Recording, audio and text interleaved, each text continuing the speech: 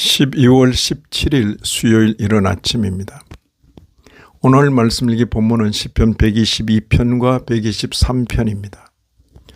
122편을 다음 두 단락으로 나누어 묵상하고자 합니다.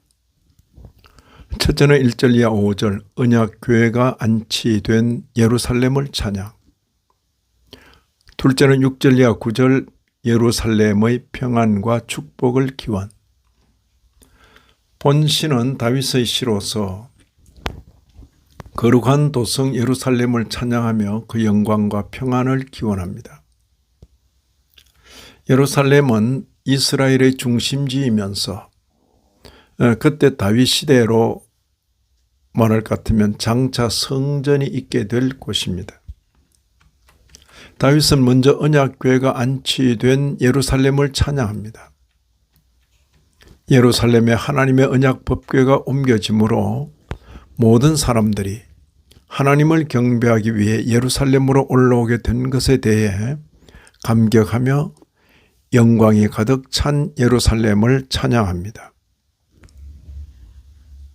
본문에서 말하는 여호와의 집은 다윗이 언약궤를 안치한 장막을 의미하겠지만 후대 순례자들에게 있어서는 예루살렘 성전이었을 것입니다. 이 예루살렘은 신약시대에는 교회를 상징하며 나아가서는 하나님의 도성인 천국을 의미합니다.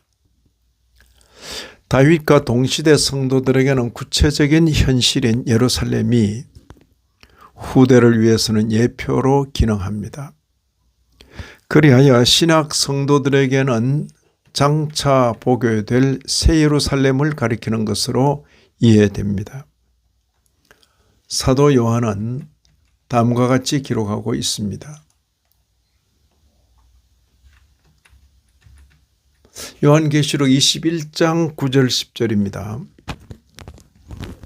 7 대접을 가지고 마지막 7 재앙을 담은 7 천사 중 하나가 나와서 내게 말하여 이르되 이리 오라 내가 신부 곧 어린 양의 아내를 내게 보이리라 하고 성령으로 나를 데리고 크고 높은 산으로 올라가 하나님께로부터 하늘에서 내려오는 거룩한 성 예루살렘을 보이니. 자세히 살펴봐야 됩니다. 여기에 하늘에서 내려오는 거룩한 성 예루살렘을 가리켜 신부 곧 어린 양의 아내라고 말합니다. 예루살렘은 장소인데 신부나 아내는 인격입니다. 이런 점에서 예루살렘에 대하여 좀 더 조심스럽게 생각할 여지가 있는 것입니다. 과연 건물을 가리키는 것일까? 아니면 장소를 가리키는 것일까? 아니면 신랑이신 예수 그리스도를 닮은 성도들의 총화일까? 먼저 옛 성도 다윗의 기쁨을 느낄 수 있습니다.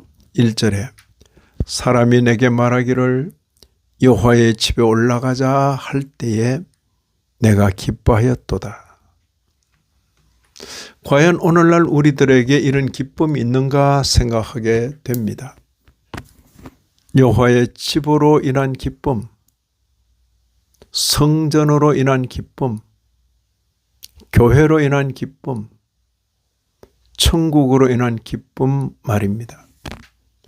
이런 기쁨은 장차 성도가 영광스러운 도성에 이르러 하나님의 영광을 뵙게 될 때에 가질 억누를 수 없는 벅찬 기쁨을 상징적으로 예표하여 표현한 것이라 볼 수도 있겠습니다.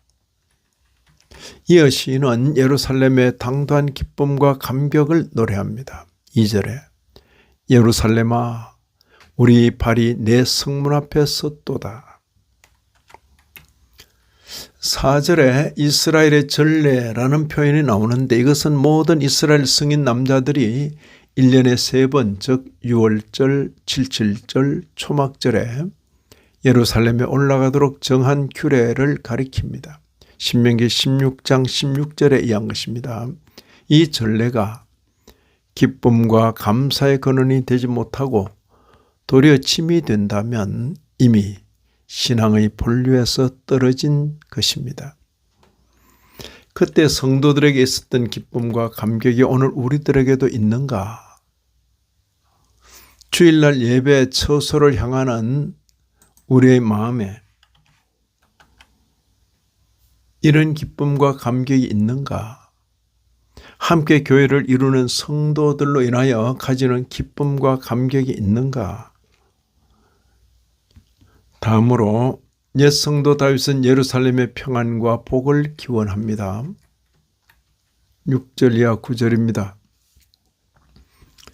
예루살렘을 위하여 평안을 구하라. 예루살렘을 사랑하는 자는 형통하리로다.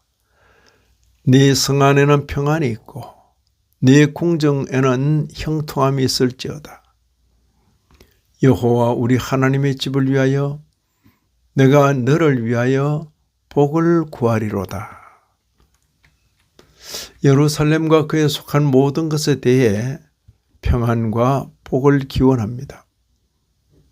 성전과 성전 있는 도성의 평강을 구하는 자는 승리의 삶을 살게 될 것이라는 것을 암시하고 있습니다. 이런 내용은 오늘날 우리에게 적용하여 하나님의 교회의 평강을 구하는 자가 누릴 승리의 삶으로 생각할 수도 있겠습니다. 하나님의 교회는 전체적으로 생각하고 전체적으로도 생각하고 개별적으로도 생각하여야 하겠습니다. 전체 교회의 평안, 개교회의 평안, 개개 성도의 평안을 말입니다. 이런 말씀을 읽는 신약교회 성도인 우리로서는 먼저 옛 성도 다윗의 마음을 헤아리게 됩니다. 또한 옛 성도의 찬양을 통하여 우리 자신의 순례길을 생각하며 찬양하여야 하겠습니다. 이 아침에도 말씀에 참여하신 모든 분들 위해 하나님의 크신 은혜가 더하시기를 진심으로 기원합니다.